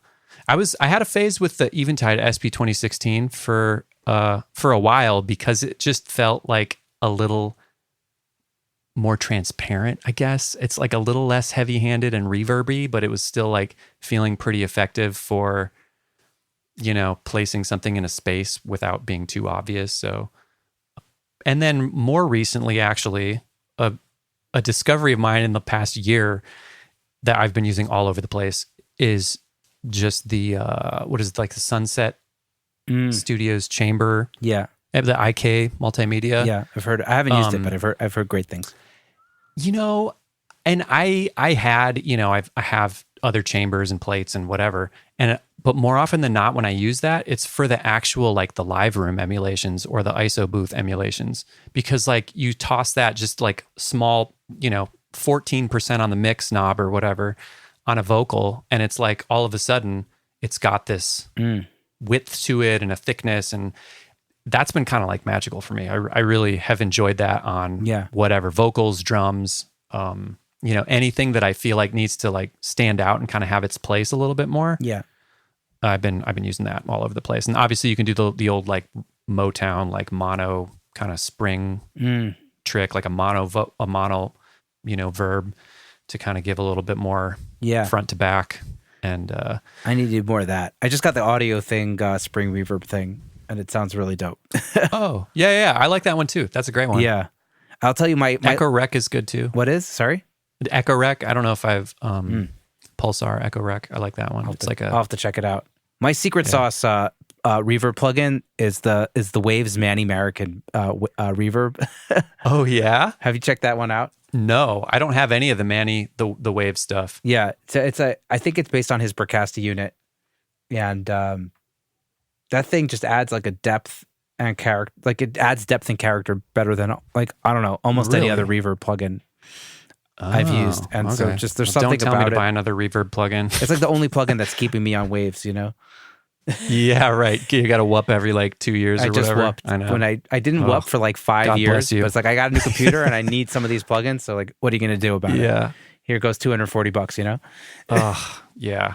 Right. I did that sometime in the last year, and I like just barely missed the email about, I don't remember. There was some like cutoff, and I could have whooped for cheaper and blah, blah, but you know, whatever. This is what we do for a living. Just looking Sometimes at you got to spend some money, you know? No, totally. I know. I just opened my go-to reverb folder here, and I'm seeing like the Sonsig is another nice one. I'll say like I wasn't off so much when I said pretty... when I mentioned the reverb thing. It sounds like you're deep in it. Oh no, I got like 30 of them in my go-to folder. That's too Although many. Some of these don't need to be in there. Let's do the Marie Kondo thing. Yeah, Sick. Let's do it live on air. This can be just like a, like a, gonna get rid of like this an plugin. HGTV. Yeah, and somebody in the audience is like, "No, I use that every time." You know? extreme bus makeover or whatever. Extreme bus makeover. Sick. Extreme template makeover. Template makeover. The other thing I noticed was massive drums in your mixes. Yeah, I was into your drums. Tell me about your drums. You know what's funny is I mentioned this to you. I've been listening to a lot of your podcasts the last week to just see if I was going to get any curveballs thrown at me or whatever.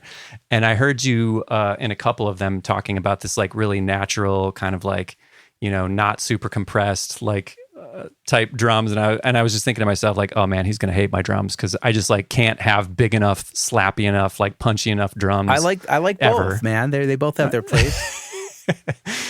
But yeah, I mean, it's weird. I mean, it depends on the record. I just produced another artist where we definitely leaned, a little less like in your face on the drums. It was like a little less beat driven, I guess, and more organic sounding. But generally, especially whatever, if you're looking at the Gregory Brothers stuff, that's all like very pop and hip hop, like modern pop and hip hop. Like you can't get, it can't like kick you in the chest hard enough. Right. It's just like it needs to. You need to also like freaking break through those like phone speakers and stuff, Yeah. Yeah. Actually what I've discovered on that front, and this is going to sound like a total like noob observation, I think. I realized recently actually that one of the very first plugins I bought like years ago when I started actually investing in like some decent plugins or whatever was a clipper, was Kazrog K-Clip. And I used it here and there, but pretty sparingly and didn't really know what I was doing with it. And then recently I've come back to clipping drums in particular and, whole mixes to a small degree, like half a dB, 1 dB or something, maybe hard clipping. And yeah, I mean, in terms of just like impact, like shaving off some of those peaks, you just get all that thickness. If you're thinking about like the wave is going like this, mm-hmm. and you just want that thing to be like loud, just shaving off a little of that transient, you're getting all the like girth of that snare and kick and whatever. Yeah.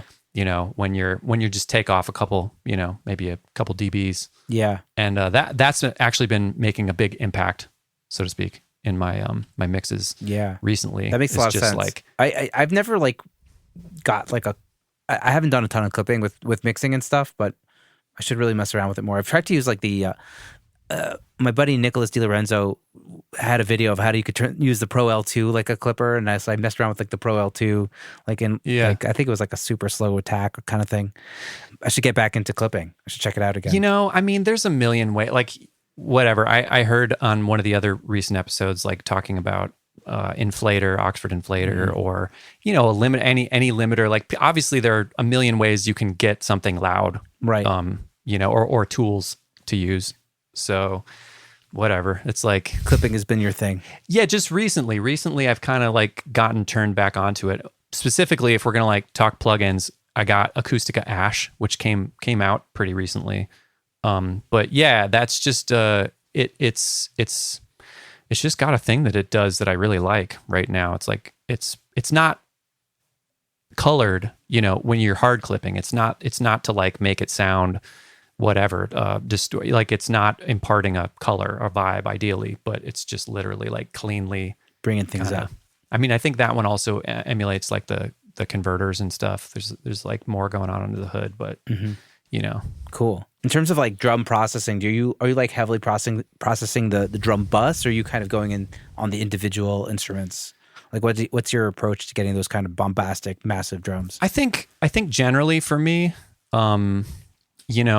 because I've almost always been exclusively in the box, my approach has been my preference is not like obvious compression. Like so I'm using, instead of one plugin to do, 12 dB of gain reduction, I'm using like 5 plugins that are each doing 1 dB or something like that. Mm-hmm. So whatever. I don't, not necessarily literally, but just to do things in stages. So like maybe the kick and snare, I'll do a little individual processing on, maybe a little compression and EQ, and then like my tops, just to kind of control what's going on. But then all my drums are going to usually one drum bus. Sometimes I'll have separate buses for like high drums and low drums. So like, kick, snare, toms or whatever, and then like cymbals, overheads, shaker, perk type stuff. Interesting. Separately. Because, often if I hit those elements with my low drums bus, they just get too washed out, or too harsh. Yeah, too. I just don't like what it does. From a tonal perspective. Yeah. So I like to hit those elements separately, and then often those are then summed into another bus that's either like all drums or sometimes all drums and bass. And that bus almost always has Acoustica gain station on it, just doing a little tiny bit, like it's that Mike Dean plug-in with them. I don't want to get too like plug-in-y, because also I think, one of my big lectures for myself for the past couple of years, like looking at the past couple of years, is like, the tools are not as important as the choices that you're making. Right. Like, don't get lost in the tools. Absolutely. Like your favorite records, none of them had the latest and greatest plugin that just came out on them. Like you can, you don't go spend a bunch of money on plugins. Like, wait for Black Friday and then spend always a bunch of money on plugins. No, just kidding. Black Friday is like the hack. It's crazy. People outside music don't understand this. It's like, where else can you get something 90% off? Only on Black Friday. Outside like Craigslist. Yeah. It's only on Black Friday for the audio community. People, don't buy anything unless it's Black Friday. Just wait and use whatever you have, even if it's stock plugins, unless it's the Pro Q3, in which case just buy the Pro Q3, because everyone needs that right now. Totally. That's all you need. Just the Pro. Or, everyone's talking about this Kirchhoff thing recently, but I haven't bitten the bullet and gotten that yet, because I'm still on the Pro Q3 wave. But okay, I see. The Kirchhoff, I've heard 3-body. It's the new Pro. It's the new. Okay.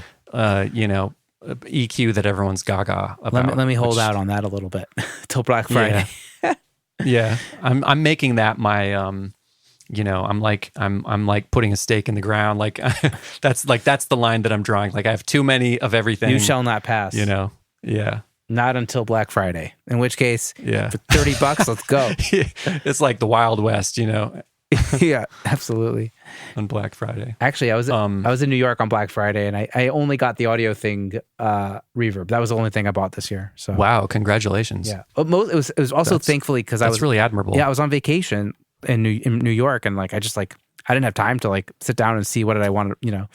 Wasn't happening. So that was same boat for me. I was like bullet. trying to finish all those orchestrations for that concert I mentioned, which was the Tuesday after Thanksgiving. So we had like rehearsals Sunday, Monday. I don't know why we did that to ourselves. If I'd known about it, I could have come. But, oh man, it was amazing. But I probably couldn't have come with the baby and the 4-year-old, but maybe. Sure.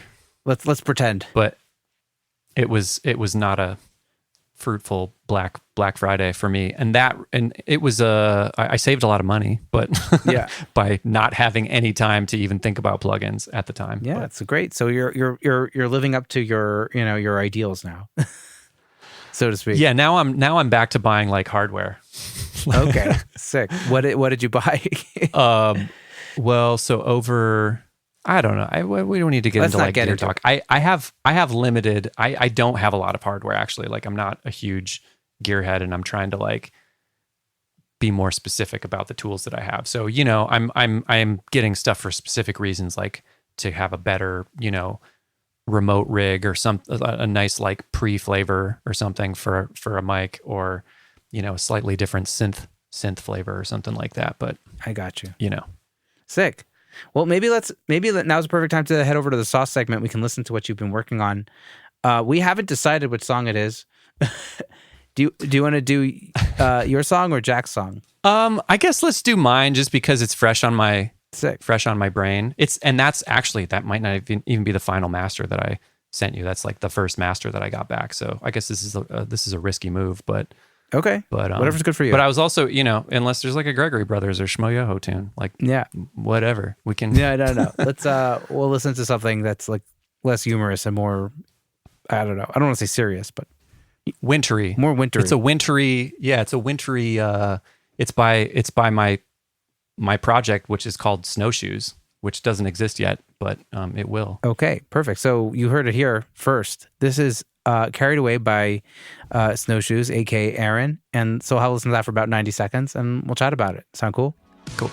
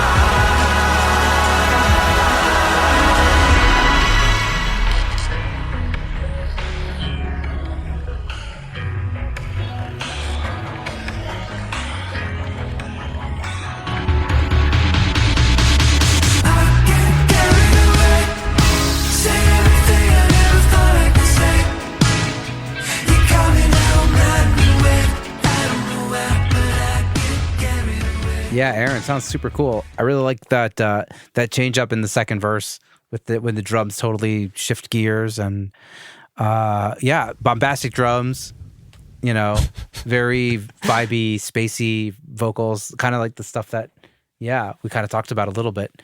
Yeah, tell me a little bit about that track. What went into it? I guess I based that on a weirdly, just thinking back to the idea of, I don't know if we've talked about this yet, but just like comfort zones and one of my kind of favorite idea generating mechanisms is just to like use something that I don't feel like I'm good at or know my way around, like a tool that I'm like, oh, well, I've never tried this VST or whatever. So I think that I made that beat, the instrumental for that, in a single sitting in like 2019, the day that I got my Strat, which is hanging on the wall over there. And I'm like a serviceable guitarist. Like I would almost never even call myself a guitarist because like I can record on guitar, but I've never performed on guitar. I'm a keys guy. I'm a good pianist, good keys player. Yeah, I mean, I guess with that particular song, I just wanted to use the guitar. So I just quickly, like, there was a sample that I found on Splice, I think, that I liked, just the one that the song starts with, which kind of rides through the whole thing. And I think I literally just like grabbed the first drums that I had that I found in my library, which were this like weird vaporwave thing, which I think maybe came from a track I was working on with the Gregory Brothers at the time or something. So these weird like 80s-ish lo-fi vaporwave drums. And I just literally like put a beat down really quickly, like made the bass line or whatever, just to get to the point where I could start playing guitar. And I kind of accidentally, I didn't realize it till probably months later, made a kind of weird dub reggae type, rhythmically. I think the drum pattern, I was actually, for whatever reason, thinking of, there's a Nirvana tune where the kick doesn't hit on the downbeat. Like, is it Very Ape or Milk It or something maybe? Anyway, but yeah, I just wanted it to feel this like really psychedelic, kind of swirly, disorienting rhythmically vibe. And so the guitars obviously like, support that just with the treatment, the effects. And, it's my own kind of like shoddy guitar playing. So, so I think that also, the imperfection of it gives it a certain vibe. I'm playing a bunch of little leads and little, dinky things like throughout. But yeah, and then I guess I wrote the chorus pretty quickly thereafter and wrote the verses with my friend Steph Tom, who's amazing. She's another production partner of mine, songwriter. She had her own project called Crown. That she's just great writer and singer. And so we had like choruses and verses, but the instrumental was not in song form whatsoever. It was just like really meandering. And I really liked the arc of the instrumental because it was kind of like this, like hits you hard at the top, then sort of drops off. And then it's like a really long crescendo to everything else getting added back in. But it was kind of a tough nut to crack from the, a song structure standpoint. Mm-hmm. So yeah, we just messed with a lot of different arrangement, adding a bar or, adding that a bridgey section after the second verse. It's like the song structure is a little bit weird and it took a little while to try to find something that I thought worked. So, whether or not it does ultimately, well, the people it's decide. Not up to me, but yeah. But yeah, it was kind of like vibe forward, and Steph urged me to make the vocals a little more natural sounding. So I think we kind of compromised on the, from the production and mixing standpoint, where, they're still fairly affected, like you said, and they're not, they're kind of otherworldly and bizarre, which was sort of the vibe that the song, relates to. I'm not going to like try to explain the song, but but yeah, just sort of disorienting and like feeling kind of out of your element. There's like this nautical sort of swirling kind of theme. But yeah, so it was a fun, as if nothing else, like, so the whole point of this solo project is just to be kind of a receptacle for whatever musical ideas I have laying around. So it's going to be really wide ranging. Yeah. And this just happens to be the first release. Sick. But yeah, it's kind of just like a little sandbox for me, like this project. Yeah, it's a personal project. It's like, yeah, like what do I have sitting around, or what do I want to make? What, like, even as an exercise, like a little production etude of sorts or something, like where I'm like, whoa, what do I want to work on? Like, let's do something a little like warbly, whirly, swirly, psychedelic or whatever. And then actually the next song that we're working on together is very, very different. It's more like a, modern R&B type tune.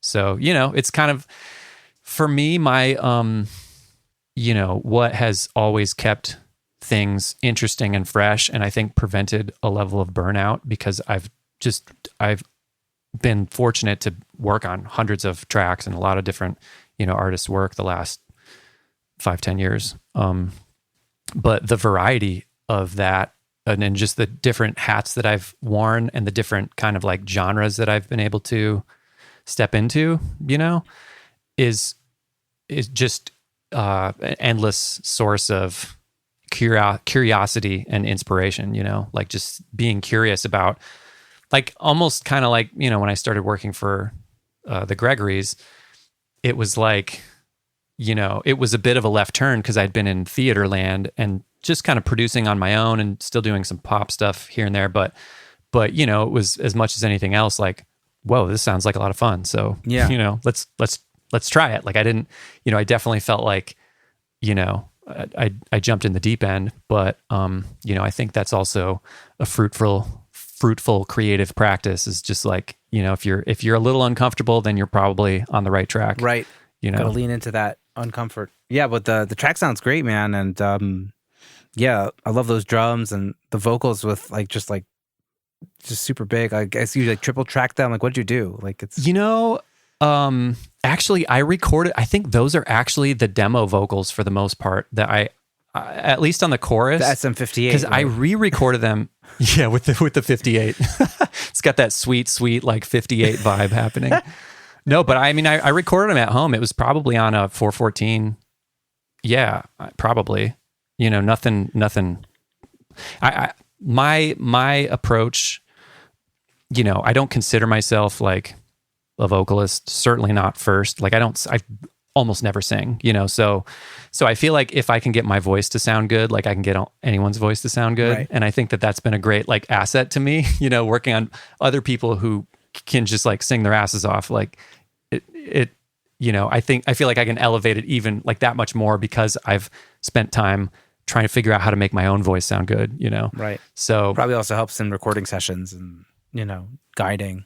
Yeah. I mean, for sure. Like I think, I love vocal production and I love harmonies and stacked vocals and, like I'm a maximalist. So it's like get 15 of those things in there. But with this one, it was kind of tricky to focus on like, okay, well, how much do we want it to just sound like a gang vocal throughout, or do we want like a lead vocal in there? And we kind of like, it's more of a lead vocal, I guess, in the verses, but there are always two of those, and then a bed of other vocals and doubles and stuff under that. So it's like parallel harmonies kind of throughout. It's this weird like fourthy thing in the verses where, the harmonies are a little more bizarre, but and then in the chorus, it's it's more of just a typical like gang vocal stack. But yeah, I mean, I guess I think the chorus vocals were just the original demo vocals that I recorded in like 2019 or something. And I think I tried to beat those, but there was something about like I was just a little more connected to the song then or whatever. And it just felt I don't know, I just went back to the original vocal because I was like, I don't know, I was recording through a better chain last year when I redid them and I don't know, it didn't hit it for me. Yeah. So I did layer like a weird little like vocal synth vocoder under there too. I'm just trying to think back. Like there's some other weird, delay and there's a lot of, I could definitely simplify my production on this thing, but I tried a lot of parallel, like, phasing and tape and all kinds of parallel processing. There's like a space station. There's a lot of, stuff happening in parallel, that I'm riding up and down, cool. in the different sections and stuff. And then, some really wacky stuff that happens during the bridge, just like in terms of obvious kind of more dramatic effects. But, I also need to shout out. So I did all the whole instrumental, but, my buddy, Joshua Crumley, Steph's friend too, is a phenomenal bassist, and he actually has his own project too that he's been he's put out several albums over the course of the pandemic. But so we went up to his place in Harlem and he just laid down a bunch of just glorious like melodic bass. Cool. I wasn't sure if it was real or synth. Well, yeah, so the main line I played on it's key bass. Right. It's like literally keyscape, I think, key bass. And then I layered he doubled that, and that's kind of like the top end of that. And then I also have, I think I even also put something to support that a more consistent sub in there too. I spent a lot of time on the bass on that, but yeah, all the bass in the verse is him, all that kind of like arpeggiated bass. And then in the outro, he just laid down. I mean, honestly, I could have just used all 10 minutes, or he just like ran through the track a couple times. And I kind of want to just go back in and make another song out of all the other stuff that he played, because it's beautiful. Yeah. Yeah. I'm a sucker for bass. I'm a bass player, so. Oh yeah. No, I've heard so you've in heard. the 17 episodes that I listened to nice. this past Oh week. shit. Yeah, no, I actually, during that session, so I don't know if you can see that. No. There's in the mirror. I can see something right through the mirror. Yeah, that's a Fender American Pro 2 5-string that I got because previously, I played bass in a band in college, and I had this Ibanez that was like this really like terrible, broken. Not that there's nothing wrong with Ibanez, but it was just broken, like literally snapped off on a flight, like knobs missing. It had gotten really, used and abused. So it was time for an upgrade. And Josh, I think had one from Fender that they sent him, one of these. It was like a pre-release or something. And this was also in 2019. And yeah, it just I don't think he played that on this track. I can't remember what he played, but I played it when I was there, and it was just beautiful. Like I really connected with it. So like, this is my instrument. I wound up getting that. Yeah. Not his particular one, Right, but I got right. the same. Yeah, sometimes you just play a bass and it just feels right, like I remember the first time I played like a Hofner. I don't own a Hofner, I have an Epiphone. But the first time I played a Hofner, I was like, wait a minute, this is what I've always been dreaming of, like sound-wise, you're like, yeah, and like the feel and the size and like short scale, and like there was just like, I had like an aha moment of like, oh shit, I think maybe I'm a Hofner kind of person, and yeah, and then I got this Epiphone like viola bass, and that's all I play now. It's like a cheap bass. It was like a $400 bass or something. Put some flats on it. Done. Shoot. I need to talk to you about, whatever. I don't need another bass, but right. Yeah. But no, it's 100% true. The instrument, whatever. Like the piano that I grew up playing is like my favorite piano to play. And it's not a great piano. Right. It's fine. Right. It's like,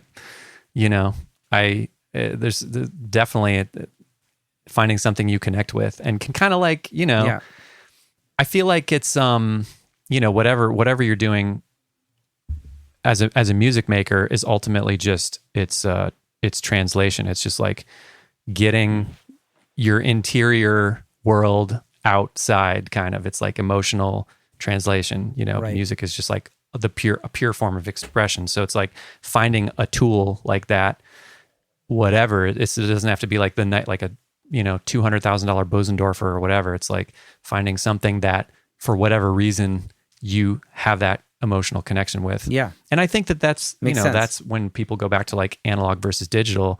I think often that's what feels like it's missing in the digital realm, is like just that emotional, I don't know if it's a physical thing or what, but like some sort of emotional connection or attachment, or like feeling that I can communicate what I'm trying to communicate in this realm inside this screen, like I think I've been trying to kind of reconnect with, piano, and I for years, like I grew up playing piano, classical and whatever, like was very much just like a piano guy.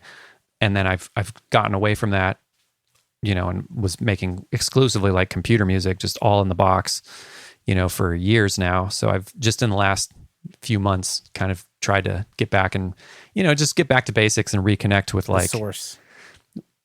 Yeah. It's like, I feel like you can always, as a producer, you can always vibe up a bad idea. It's like putting lipstick on a pig or whatever. You can really lean heavily on sound design and production, but it doesn't make the idea valuable necessarily. It doesn't make the idea more meaningful or better. So it's like, I think, does it work? Does it work if you just do it on the piano? Like, can you make a song work?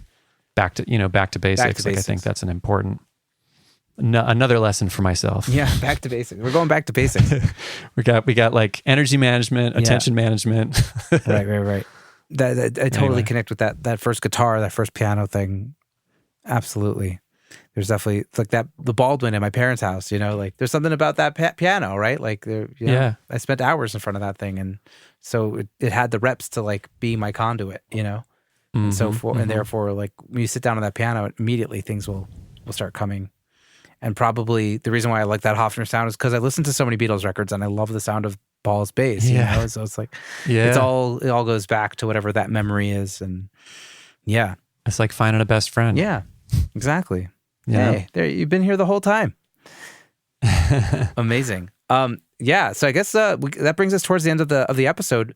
I don't know if we answered that question, like the creative energy question at the beginning. So like what kind of like, if you're not feeling inspired or not feeling like sitting down, I think not to keep harping on it, but just like the energy and inertia thing, like just being aware of what your internal state is, and like, if I've got that like sit on the couch and scroll and like do something aimless on YouTube for 4 hours energy to me, then like maybe it's time to take a cold shower or go for a run or whatever, like to just do something proactive, like action, begets action. Right. It's like, it's just momentum. So to take any kind of action, like do the dishes or whatever, like do something, and then often I feel like things can kind of snowball from there. But also just being aware of also like we said, that you're not gonna.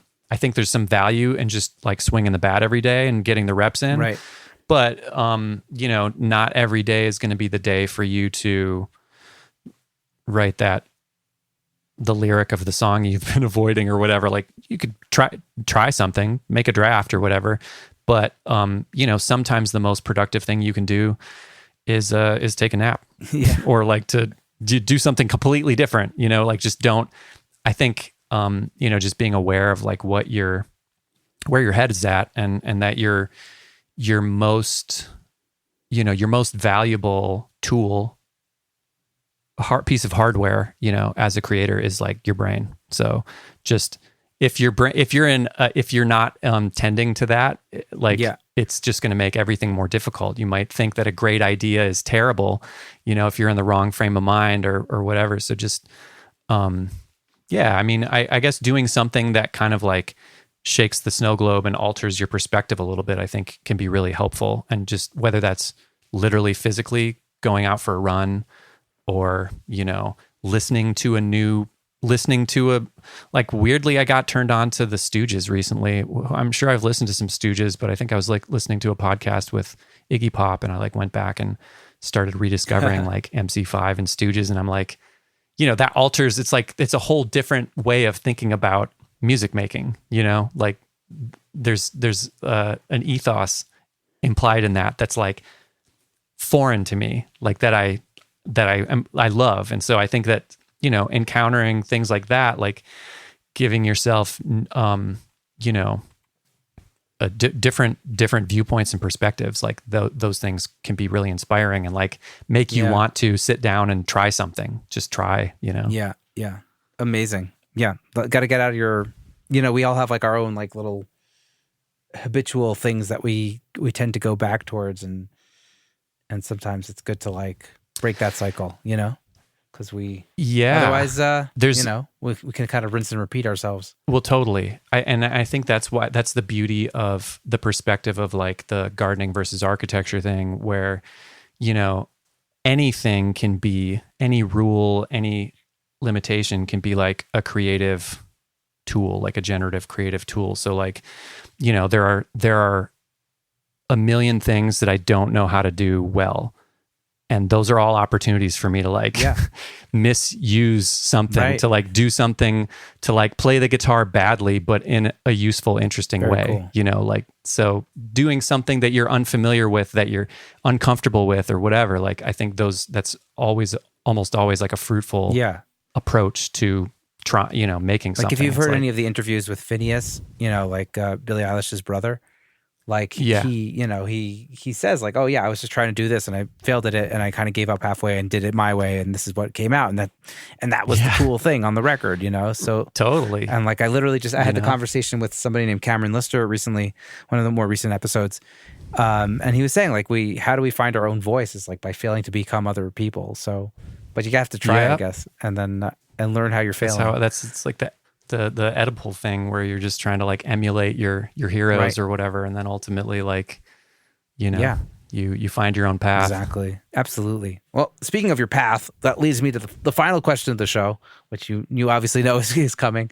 But yeah, looking back on your journey, was there something you did or didn't do that, you'd want to impart on the listeners, maybe more at the beginning of their journey? I mean, not necessarily, of like, hey, Aaron, keep at that. It's going to get you where you want to go. Or maybe, don't do that. It's holding you back. What would be that one, piece of advice? I think, yeah, I mean, I thought about this a little bit. I thought of a few things actually, but one of the major headings I would say was just like being curious, and when I started out making music, I don't know, I think I was more critical and just like a little more aware of like, oh, well, this is my lane and I don't do that, or I'm not interested in this thing or whatever. And I think over time, I gradually, have adopted more of a mindset of just like curiosity and like, oh, just openness to whatever's happening. Like, I think one thing that helps as a producer, that helps you become a good producer, is just the ability to fall in love with whatever's happening in the room, whatever the ideas are, like to find those, see those as like, oh, well, this could be, see what it could be. It's almost like improv, like the whole yes and thing, where it's like you don't really know if something's going to work or not until you try it. So like, I think I heard a story about a really well-known producer and artist who, it's like the person delivering their food on Seamless could have an idea and they would try it out because it's like, yeah, that could be cool. Like, so just, I guess having an attitude of curiosity and creative openness, I think almost always, will serve you well, because ultimately we're working in a field where, you just never know what the outcome is going to be. You can never see the end from the beginning, when you're on a creative path. So it's just like staying open to exploration and discovery. And, that happenstance can be generous. That's like one of my favorite little quotes. That like, generous. Happenstance is generous. Like that if you're just open to seeing what happens, you can't necessarily, top down engineer a hit or a great record, or certainly something that aren't the AI algorithms is a trying chart to do topper. that? But, like, they're trying. Right. Trying. I think that's like the final frontier. Humor and and art, I think, will be those will be the hardest tough things to for replicate. them. If that happens, we're doomed. Yeah, right. But yeah, I mean, I guess that's the biggest thing that I wish, early on, like in my days in LA, for instance, I would have been more open to exploring things that were different, very different creative perspectives from mine, because like it turns out, as I've been able to wear all these different hats, and like certainly with the Gregorys, like one day, there's like an orchestral mix, and the next day you're making a trap beat, and then there's like a choral thing, and it's like polka, like you name it, like any genre. And it turns out all those things are fun, like there's no reason to close yourself off and limit yourself. And I think, it's a marathon and not a sprint. Yeah. And the more things you're open to doing and the more hats you're open to wearing, it's like, I think that only can, that will only serve your longevity and also keep you from burning out, because it's like, there's always something new to learn. It's truly like a life pursuit. So there's always, another hat to wear, a new, tool that you've never used. Right. So just staying open and staying curious. That's I think. Cool. Yeah, I feel like I've definitely gotten into ruts of like, I just feel like I'm doing the same thing I've always done, and that's never a fun place to be. And then you kind of need to, go back to the gardening technique and kind of let other things guide you into new places. And like, you've been harping on this the whole time. So yeah, totally resonate with that. And I guess that's a great takeaway for the episode, is just to like be open and let the journey of creativity kind of guide you, and just don't try to like control it. Sometimes you got to just roll with it, kind of thing. Totally. I mean, that's been my approach so far. Whether or not it's the right one, it is one. And it's working. It's working just great for you. So it's been a fun one. It's definitely been a fun one. No complaints. Amazing. Well, very, very fortunate. awesome. Well, Aaron, thank you so much for taking the time to do this. Love your work, and yeah, just keep it up. It's awesome. And thank you. Thanks so much, Ben. Yeah, I'm a big fan of the podcast. So thank you for everything that you're doing with the podcast as well. Thanks for listening. Thanks for coming on. I've learned a lot the last week. Great. That's I was just joking about this with Matt Boudreau, who hosts Working Class Audio, on his episode that I just put out. Of like, we have our own mix with the masters. You know, we get to talk with everybody and ask our questions. For real. I think I had like that aha moment when I interviewed Vance Powell, who Matt kindly introduced me to. This is a long time ago. It was like my first like really big, or one of my first really big ones. And I was just like, I get to ask Vance Powell, who like works with Jack White, like anything I want. You know, that's crazy. I'm like taking up 2 hours of his time, and I'm just like some Joe Schmo, you know? I mean, but you know, I feel like everyone's just some Joe Schmo, you know? That's true. To some degree. And that's something I've learned about the industry is like everybody who does what we do is really almost always down to earth and chill and just trying to help make great records. And, you know, it's not really about the, I don't know. I was talking with a client of mine today about like fame. And it's like, I'm not really interested in fame. Like, sure, I would like recognition, but I don't, you know, I'm not interested in fame. Like, I love being this. Like arbitrarily, like I just want to be famous kind of thing. It was like everyone wants to be famous. I'm like, I don't want to be famous. Sure, recognition would be nice, but like I just want to help other people, you know, with their art. So like audio engineers are totally music producers, overall lifetime learners, chill, and are not like, you know, high on their own asses, sort of thing. I think it would be hard to be. Ultimately we're trying to execute the vision of an artist who has to own the song. So it's like, that's not, you know, I'm not on the hook to get up and sing this. Like I got to do something. My job every time is just to do what they love. Like I need to deliver something that they love, you know? Right. So I think that perspective, and, you know, I mean, a big part of the job is just like being a good hang. So I think that it kind of weeds out like the people who might be, that's how you weed out the dicks. Super egocentric or totally. Yeah. That's Andrew Sheps famously said on Working Class Audio. The number one secret to being a successful audio engineer is not to be a dick. Don't be a dick. Yeah. I mean, yeah. Take it from Andrew Sheps, I guess, right. You know, he would know. He's got a few records under his belt. Yeah. Well, Aaron, thank you so much. I really appreciate it. And have a great one. And we'll be in touch. Yep. You too, Ben. Thanks so much. Thank you so much for listening to this episode of Secret Sonics. I hope you enjoyed this conversation as much as I did. If you've been digging the show, it would be awesome if you could share this episode or your favorite episode with a friend or two, and or leave a rating and review on Apple Podcasts, Spotify, or your podcatcher of choice.